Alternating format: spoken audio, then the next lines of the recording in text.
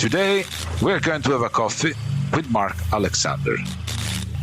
His name is linked to a lot of stuff, such as ARX, adaptive resistance exercise, efficient exercise, and Paleo FX. We recorded this during pandemic in 2020. And any information about ARX, please reach out to podcast@alchemista.me.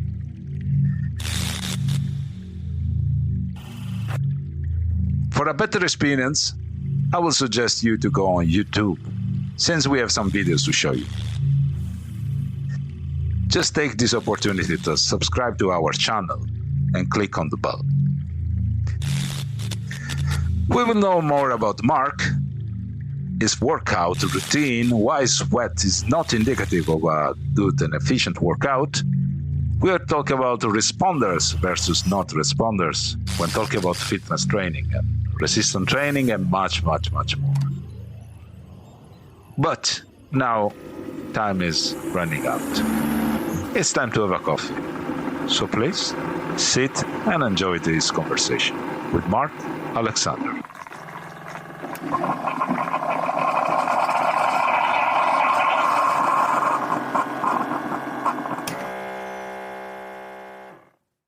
So, first of all, thank you for being here. First of all, we met, I think, a couple of years ago. Or... It was in June. It would be 2 years ago, I believe. That's right. Yeah. Okay, perfect. It was Dr. Doug McGrath as well.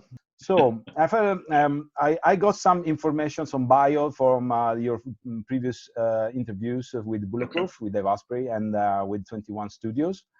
And yesterday, I realized that ARX is also sponsoring the Resistance Exercise Conference. Yes, yeah. We've taken part in that. I think the last several years. Yeah, and it's a good group of practitioners that are very focused on high intensity training and good practices, both programming as well as business practices around high intensity training businesses. So yeah. Cool.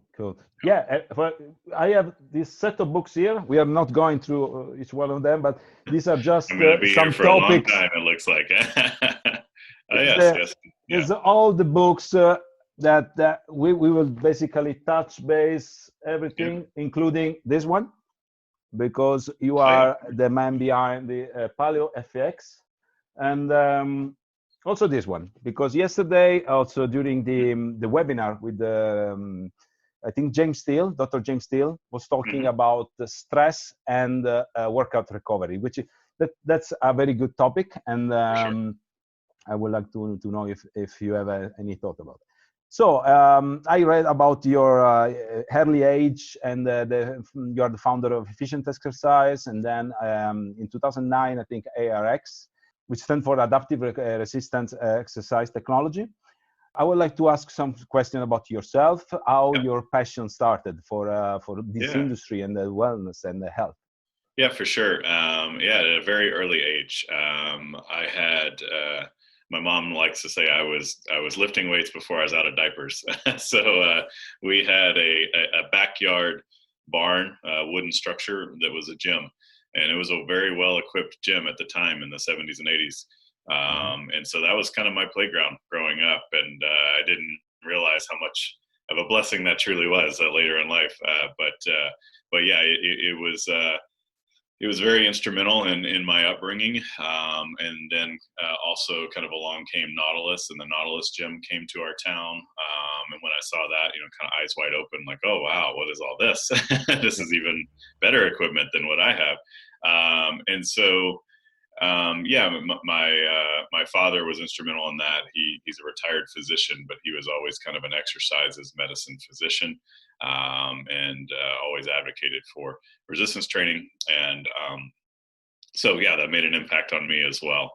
So that's kind of how the passion part of it started.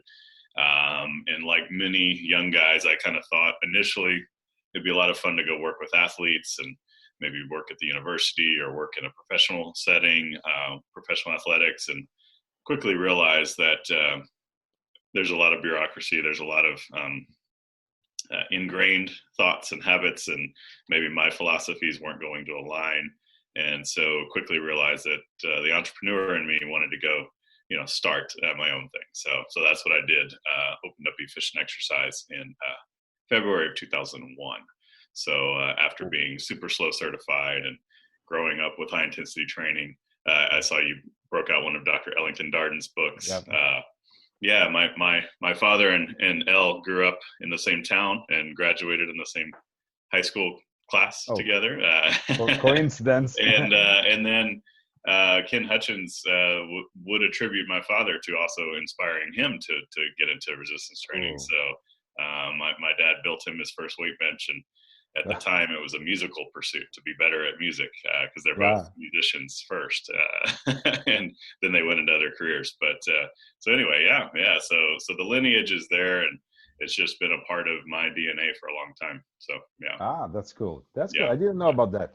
And I got a mail exchange with Ken because he's recently released one book. I would like to interview him. After efficient exercise, so you've been applying what you learned and during the early years, and then how the idea of creating ARX. Yeah, so efficient exercise was based around high intensity training principles, super slow. How are we going to integrate this? And as I started, seeing hundreds and hundreds of clients, and not just me, but we grew to at one time 5 locations, and then I kind of sold them off over those last years to focus on ARX. But we learned a lot, and one thing that's been known but was always difficult for practical nature was eccentric loading and the benefits of negative training or eccentric training. And but the practical ways and the safe ways to do that were very difficult. We had a lot of experimentation and a lot of things I still see going on where there's a lot of trainer assist going on, physically holding up the weight and then allowing it back down, things like that. And then again, all directionally kind of going where I feel like we evolved to, which was development of ARX. So how could we solve these problems? How could we do it in a consistent manner? How could we do it in a safe manner? And what's the most efficient and effective way to do it? And this is kind of the culmination of ARX. So like many entrepreneurial stories, it was, how do I satisfy my own itch, if you will? Yeah. And it was, I wanted to develop these tools for my own business. Then there was a crossroads, maybe 5-6 years ago, where it was, I knew intuitively that I didn't want to go forward with opening up a lot of facilities myself. I thought there'd be more impact and more benefit to more people if I just focused on the tools and use those tools to help others. So that's kind of where ARX kind of, I guess you'd say, springboarded and grew. Roughly 2016 is kind of when we really launched, if you will. So 4 years ago. Yeah, cool. Yeah. Cool, thank you. Before going deep into the ARX, just a brief one about the Paleo effects. Yeah. How did it start? Why? Between the two things. Yeah, well, I think, again, exercise is medicine, as I alluded to earlier, but exercise is also just a portion of kind of our holistic health, if you will. I mean, what we eat, how we sleep, how we recover, there's so many variables. And so the genesis of Paleo FX was, I was there, I would call it more in a supportive role, in that from a financial perspective and from a strategic perspective, Keith and Michelle Norris probably really drove that a lot more than I did in terms of what they have continued to do. But the genesis was, where does all this theory kind of meet practice and practical? And we wanted to create a forum and a platform for people to talk about that and meet about that. And whether it was business-oriented topics or nutrition-related topics or all of the above, really there was, there wasn't much of a limit, if you will, on what the topics would be, so long as they were centered around the practical implementation of solid health practices. So, and it really opened up my eyes to a couple of things. One is just, I would say, more the global or holistic view of health. Again, exercise is the foundation. There's so many, benefits there. But there's so many other variables. It also showed me that events, thousands of people coming together wear me out. Yeah, and I can imagine. Yeah. So I'd much rather, this type of interaction for me is much easier and preferred than just, large events. And so eventually I kind of pulled away from that because it was, just an energy suck in many ways. Yeah, but yet I still see the potential. Here we are in quarantine status, and I don't know the future of events like that, other than they're going to have to change and adapt, like we always have as a species. And so we'll see kind of how that happens. But I hope we can be creative and adapt to what's in front of us, and still get people together, still get ideas out there. But it might not be 2,000 people in a room.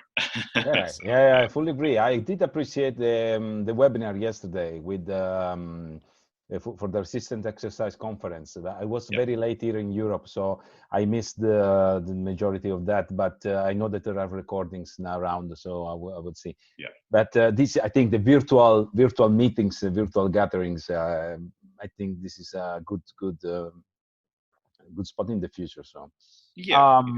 So let's go back to ARX. So are you able to tell me 5 whys? So I've been thinking from the ARX, the 5 whys, the main ones. So are you asking what are our products, or what do they do? Yeah, in terms of the concept, and you already mentioned a couple of the main, so efficiency and negative. Yeah. As you alluded to earlier, adaptive resistance exercise. So we use electric motors to be the resistance source. So it's not a gravity-based system. So the advantages there are, you can have the system adapt to the user versus try to guess a static or oftentimes static weight, and that being hopefully good for the user. So what we like to illustrate is, as you're going through, say, a chest press or bench press type of movement, you can lower the eccentric resistance much more than you can lift. And so, in layman's terms, go ahead. If you want, I can share as quick this one. You see this? Yeah. There we go. Hey, we can comment straight on that. We can talk through it real quickly. Yeah. So again, this is a leg press exercise on our alpha machine. And so at the concentric, as he's pressing out now, you only have so much force output, but on the eccentric, or the lowering as it's coming back in this case to him, you have so much more potential. Thank you for the visual here. And so that's very important, because we can maximize our loading and adapt to the user. And so what we see is that the stimulus or the dose is very condensed and doesn't take very long. So there's an efficiency factor there, but there's also an effectiveness, because the momentary force output here as it's going through is higher every millisecond, if you will, and that has more muscle damage, more hypertrophic response, a variety of benefits. And it's not that resistance training period or high intensity training doesn't have these benefits. We just find that these are, I guess you'd say, a more potent dose of those same benefits that we can find with ARX. Thank you for that visual. I hope no helps. Problem. I just collected what I can. And this is you see, these are just 3. It is 1 minute something. So. Also, and on those 3 reps, so the black is the concentric, or kind of the pressing force in this case, and the red is the eccentric or the resisting force.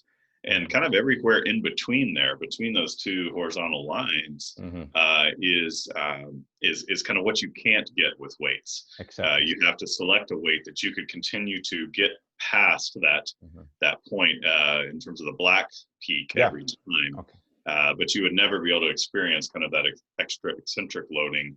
And also it doesn't, with just 3 or 4 reps, it doesn't show this as drastically as if you're doing more repetitions or more time under tension, but the fatigue starts to happen. And fatigue, you know, is something that is different for everybody based on muscle fiber type.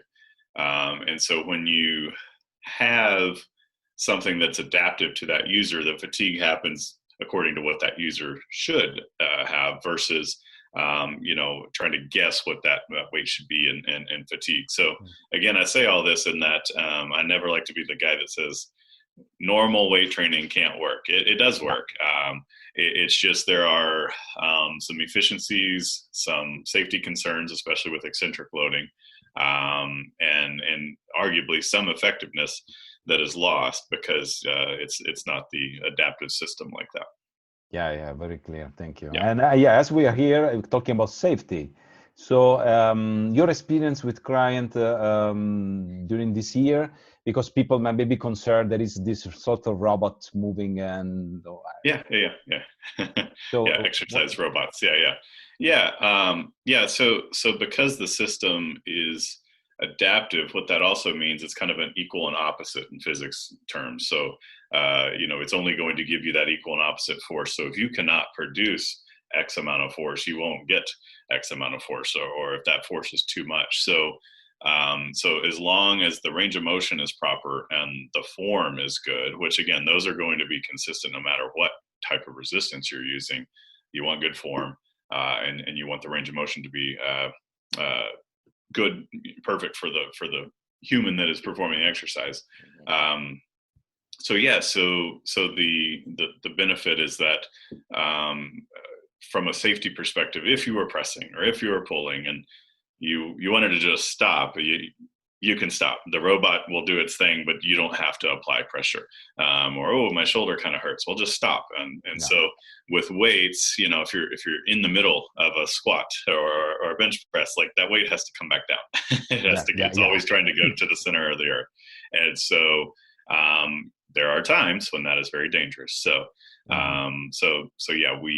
we can maximize safety in that way. And that, you know, if you want to just stop, or at any point in time, there's a stop button. Just hit stop. I fully agree. Yeah. And so range of motion is the base of everything, and it's also a good practice because I tried the machines in Barcelona. You kick my ass a little bit, just a couple of exercises, and then in Madrid. A friend of mine in Madrid, Daniel in Mitolab, and a good practice is maybe to start slowly the first 2 reps, just sort of warm up, intrinsic warm up, and then go for the full rep. Yes, exactly. It's most likely in most cases kind of the middle of the bell curve, not wise to just go 100% right from the beginning.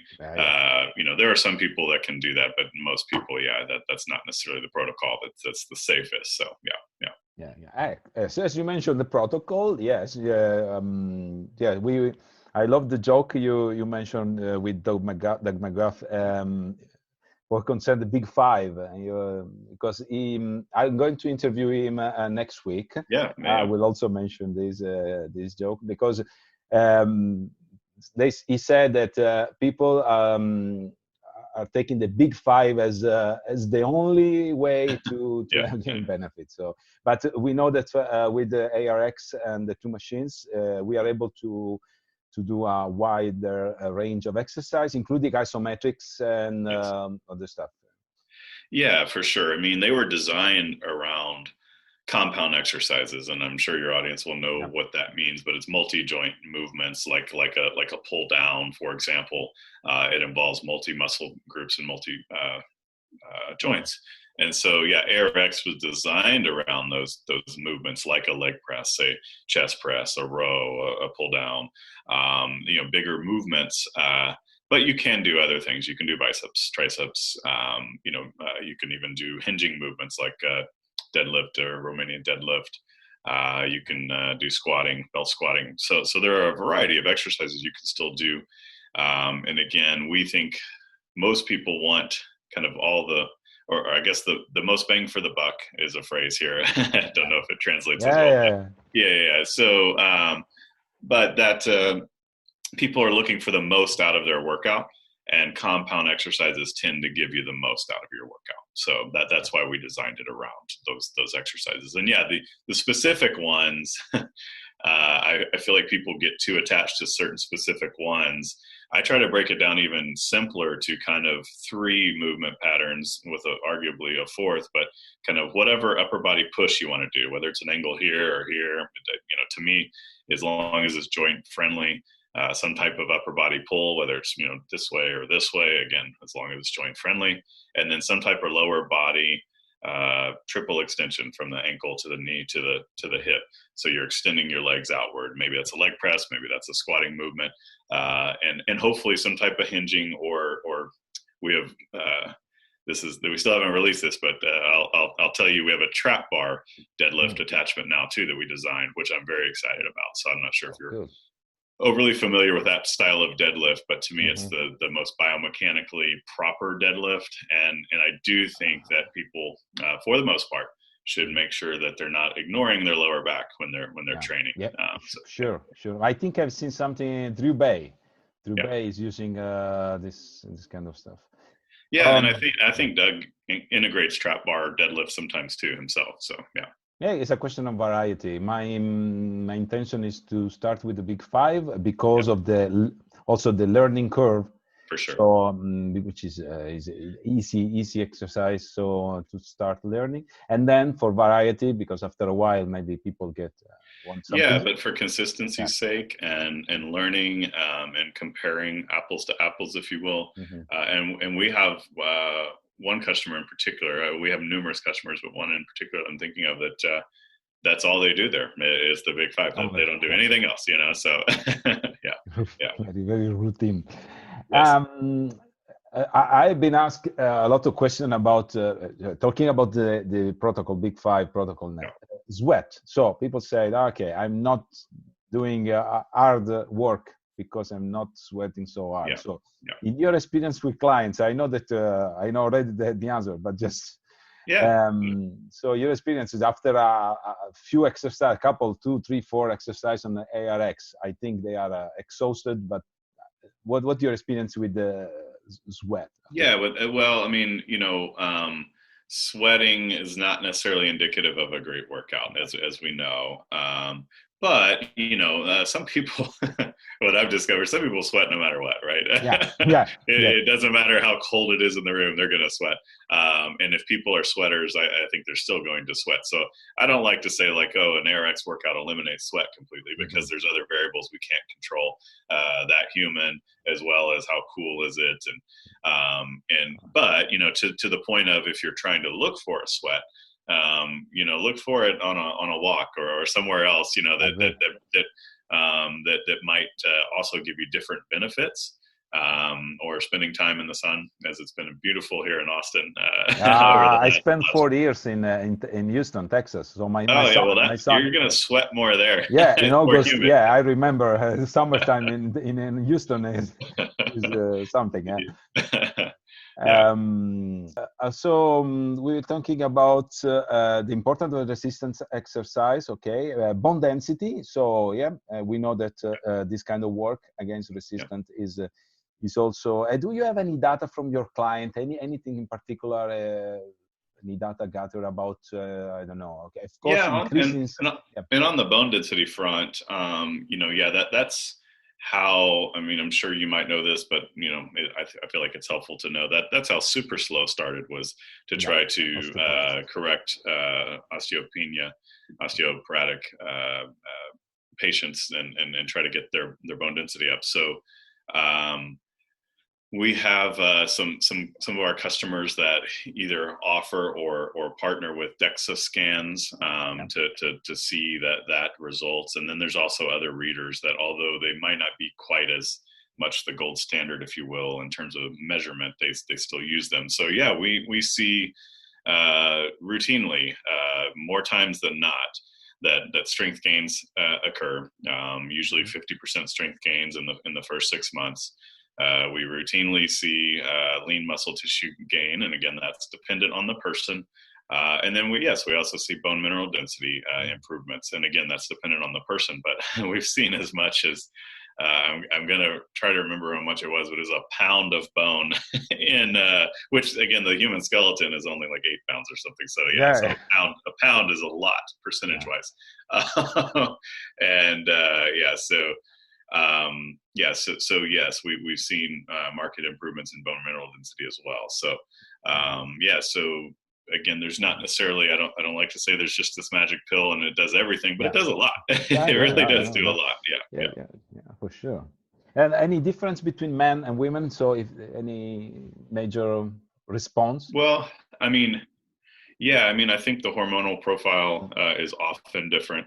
And oftentimes, not all the time, men have the potential to gain more lean muscle tissue and bone density. But again, that proportionally, it's not always that different. It's just in terms of gross gain, if you will, total gain. But what I do also like to say, I feel like it's a myth of sorts that you, especially for women, they can gain too much muscle, and I don't see that very often. It can happen. It can happen. I get it, but most women should not worry about that at all. Yeah, I agree. Yes, it's a genetic, and also nutrition part is also for fundamental. Sure. And just a curiosity I have here, just I'm going among the questions. So your cooperation with the NASA and NASA. So what happened? And why? So NASA periodically will recruit outsiders, people outside of their organization to input various ideas and kind of when they, at the time were looking very seriously at a Mars mission. Now, I'm not sure that the funding is there or the focus is there right now for that, but 2015, 2014, whenever that was, they recruited a group of outsiders to come in and give advice on countermeasures to microgravity or prolonged microgravity. So if you don't know, in a microgravity situation, our bodies deteriorate a lot faster. And so you have to combat that in some way, shape, or form, or in numerous ways. And so because ARX isn't a gravity-based system, we were attractive to them and gave some advice to them about how they could invest in the future of using things like adaptive resistance exercise as part of their countermeasures. And what we faced while we talked to them was that they had spent millions and millions and millions of dollars on their ARED, Advanced Resistance Exercise Device, and it's up on the International Space Station as we speak. I think it was $25 million just for payload alone to fly it up there. So it's a very big device, and it still, in my opinion, has limitations because you have to load on a squat, for example, through the spine and things that are just inefficient, ineffective. So at this point, I can just hope that they'll come back to some of these ideas. And if there is a long-term space flight to Mars, you will need something like ARX to combat the atrophy and the just deterioration that happens to our system when we're in that microgravity for that long. So long time from now. Yeah. Okay. Yeah, I remember one of the interviews about that. I don't know if you or Mike, I don't know, mentions that they ask a lot of questions about vibrations. The vibration, because of course, is a major issue there. So. Yeah, for sure. Yeah. There are, we can all look at what they've done and kind of poke holes at it and say, oh, that's not good and that's not good. But at the end of the day, I didn't realize how many engineering restrictions and constraints they had, and vibration is one of them. And so, that would mean that the way motors are mounted and you just have to be considerate of all those things, because last thing you want is for some structural element of the the spacecraft to go down because you got the best exercise, but yeah. Funny. Talking about the pandemic, do you have any thought about the changes in the future? How ARX can contribute? Yeah, I mean, I think if we focus in on what I'll just call the global fitness market, I think it is going to what I've been observing and hopeful for, honestly, for many years, is that kind of big gym. And again, I'm not sure they're quite as prevalent in Italy as they are in the United States, but we kind of call it a big box gym, but just many machines and rooms and just hundreds of people potentially in a place at once. Those are starting to quite literally die off and go under. Just in the last week, I saw two articles. One that I think Gold's Gym, which is a pretty well-known, it's been well-known since Arnold Schwarzenegger days in Venice Beach, but it is closing. I think it closed 30-something locations, 34 locations or something like that. And then 24-Hour Fitness, which is another big one here. But I think it's potentially going to be going bankrupt and closing all their locations. So it's happening. It is really happening. That what was once kind of the way to go to the gym, if you will, is changing very quickly. And the economics of it, it's not sustainable from an economic perspective, and it's not sustainable from a communicable disease perspective either. And I think that's what we're seeing. So I think on the other side of this, in some ways, I don't think there ever is another side of this, because we will always, in some way, shape, or form, deal with communicable diseases. But we just need to be smarter about it. And one way that we can do that is limit how many people are in exposed areas. And so with exercise and resistance training, ARX is poised to be one of the tools to empower people to do that better. I really like your concept about the mobile gym idea. I'm assuming it's probably just one or two people within the mobile unit at once. And so that is going to be the wave of the future, in my opinion. Smaller facilities and smaller access points to health. And even with hospitals, I was talking to my retired physician father about this, that, I'm wondering if hospitals will also scale down. In other words, like, I get it that when there's a surgery, things can go bad really fast. If something happens, something goes wrong, so they need an ICU and they need various things there. But maybe orthopedics is separated from obstetricians, and they're we start seeing segmented hospitals as well, where they're smaller. Maybe there's still surgery centers and ICU centers, but but possibly everything will probably go smaller. Yeah. Yes, multi-containers, like the space ships with small balls connected. Yes, almost like pods, if you will. Yeah, pods. Yeah, exactly. Yeah, and we've seen some of that with co-working spaces here. The advent and the growth of co-working spaces. Yes, there are still common areas, but there's kind of a lot of pods, a lot of small offices, and I think the expansion of that idea into other areas, we'll start seeing some of that. Yeah. Okay, good. Thank you. Just before going, I would like to know more about your workout routine. That we are going at the end of the question. So, workout your routine at this moment in time I assume, is a little bit different, but typical. Well, yeah. I mean, so here, I'm actually at ARX headquarters now. Yeah. It's not that far from where I live, but it's we have been open because the way that our government body here in Austin views businesses is that some can stay, some are essential, some are non-essential, but there are essential functions within a business. And so managing inventory and doing some of the things that we're doing, we're still sending machines out. Cool. Good to know. Mostly to home users, so people buying them for their homes. Has been kind of how we've pivoted a bit just in this time to continue to progress and do our thing. But yeah, so what I like to look at is push, pull, drive. This is what I was alluding to earlier when I'm creating workouts for myself. So what upper body push or press am I going to do? Yeah. What upper body pull am I going to do?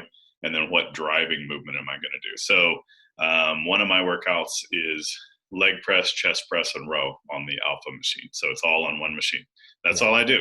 I oftentimes do 2 sets of each exercise, just because I know how my body adapts. And we could have a whole nother conversation about failure and some of these concepts, orderly recruitment of fibers. Like, not that these concepts are completely moot, but on ARX they're different. I guess I can leave it at that for now. We could probably have a little bit of time to dive into it. But that is one workout. The other workout is often something like a trap bar deadlift, and then some type of press, maybe an incline press, something more similar in that plane.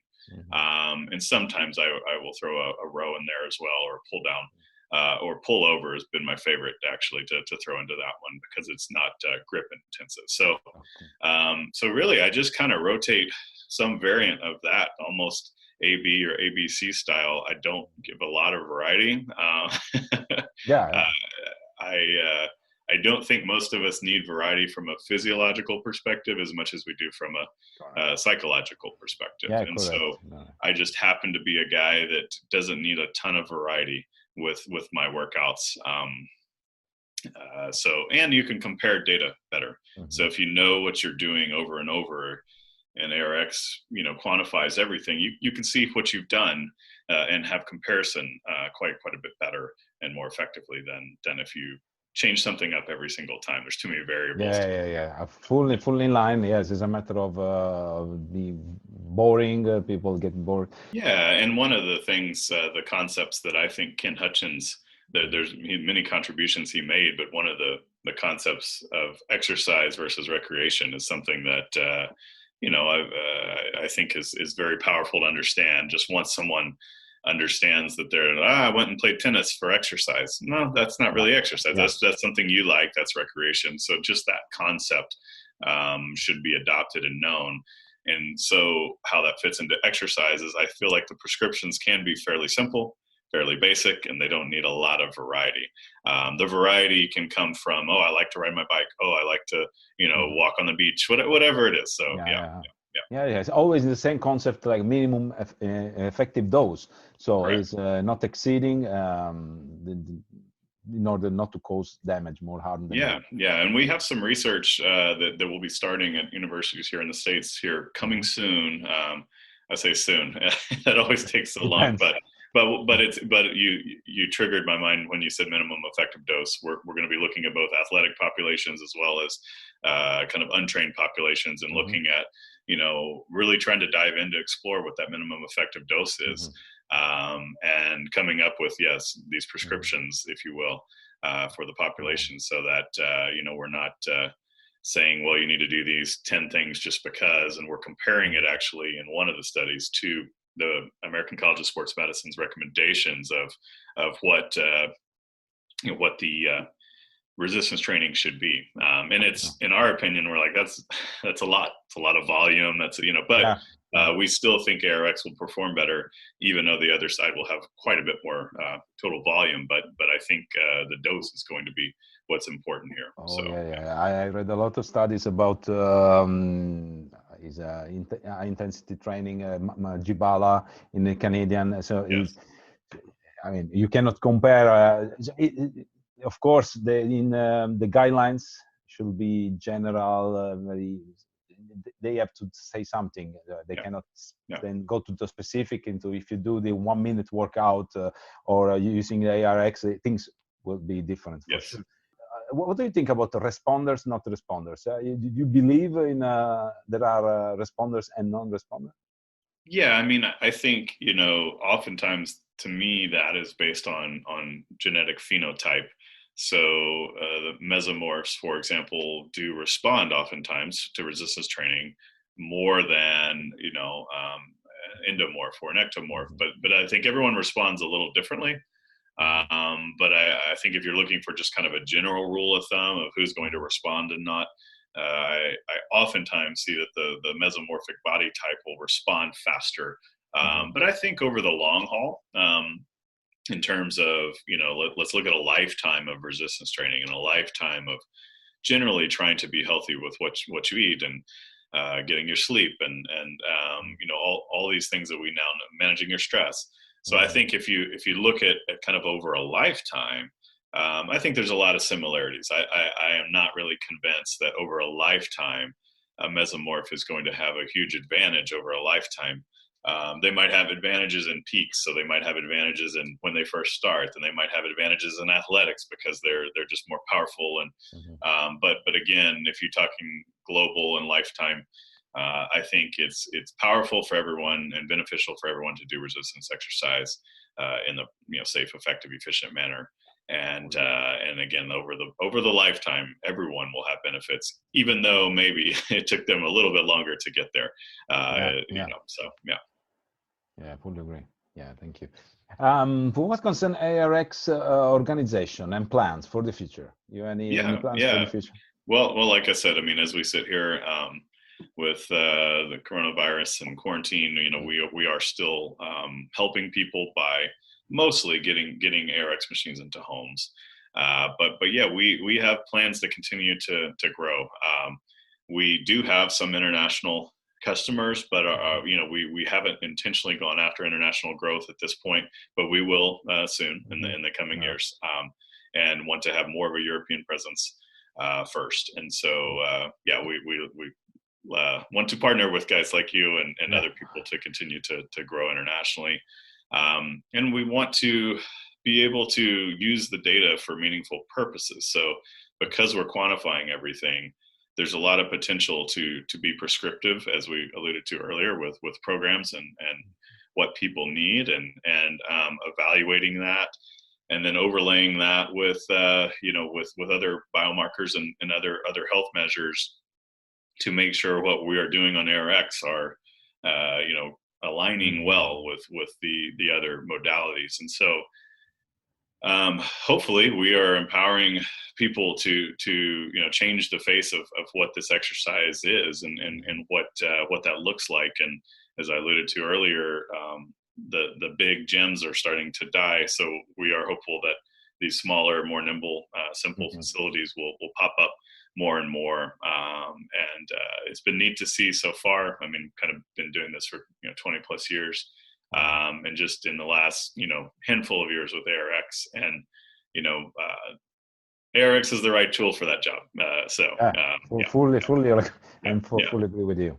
And when you talk about other parameters, are you talking about HRV, for example? So to match as we both have our I mean, I think rest and recovery aren't super sexy topics, if you will, but they're so important. And so I think, we need to integrate what I guess I would say the useful biometric data that we can get. And there's a lot of wearables now. We both have our Oura rings there, but there are other metrics that are helpful. HRV is one that is helpful for how well you're recovered. And should you go work out again? And so it's pretty much across the board. And I've tracked this for months and months now. If HRV is down, the workout's going to be down. Or if HRV is down, I'm gonna give myself another rest day.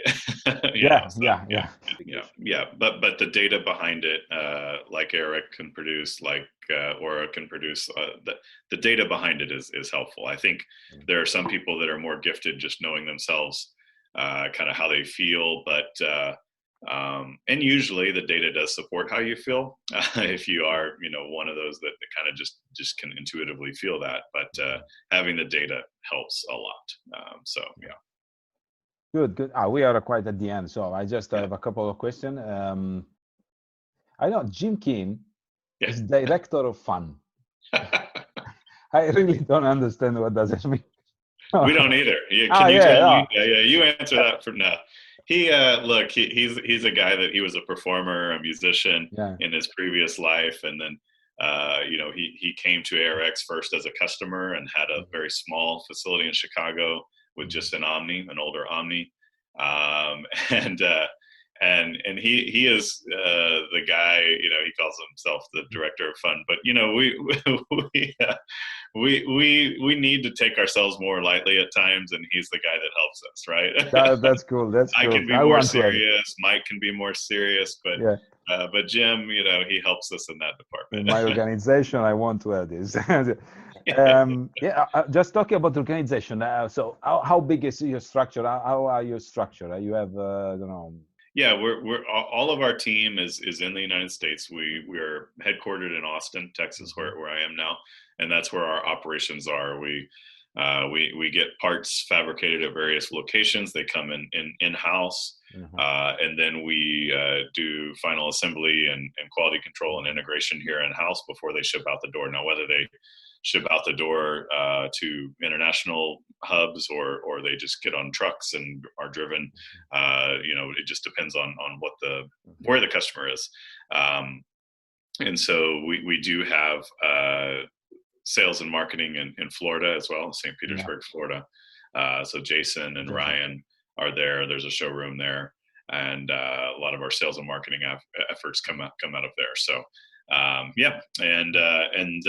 we are looking to continue to grow, to have the right strategic partners and investors in the coming months to make sure that we're doing it in a smart way, sustainable way, and again, thankfully we're past.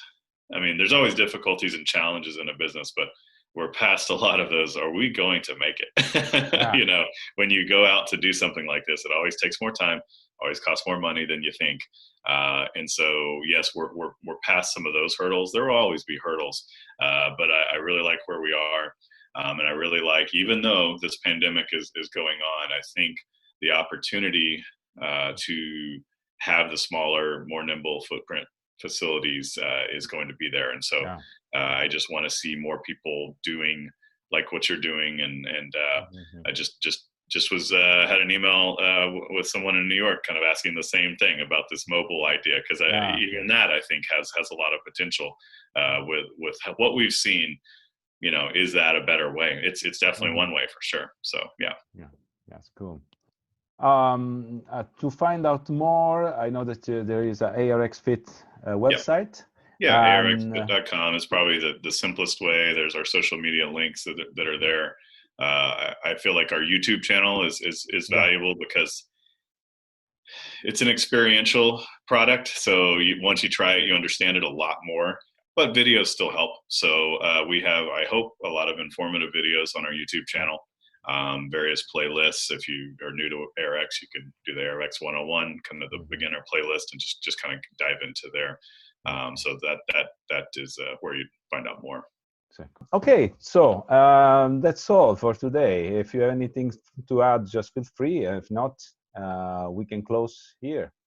Yeah, no, I think just the high intensity training concept has been, I guess you would say, known, the benefit for a long time. I think it's just taken some years to refine it, taken some years to realize how it needs to come to market. And I think we're really, really close now. Of course, there will be adaptations and refinements along the way, but I'm excited to see the future. Even though, like I said, we're in kind of these times where everyone's, reflecting and having to deal with what's going on in the world. But I do think that the future is bright, doing these types of high intensity training facilities, and hopefully using ARX and some other modalities that are helpful. So, yeah. Thanks a lot for this. This was fun. Ehi tu. Sì, proprio tu, sto parlando con te. Tu che hai visto questo video. Hai cliccato qui. Hai cliccato lì, su, giù, su, in giro. Hai girato, hai cliccato dove devi cliccare, ti sei subscribed, hai condiviso. Se l'hai fatto, bene. Ma se non lo avessi fatto?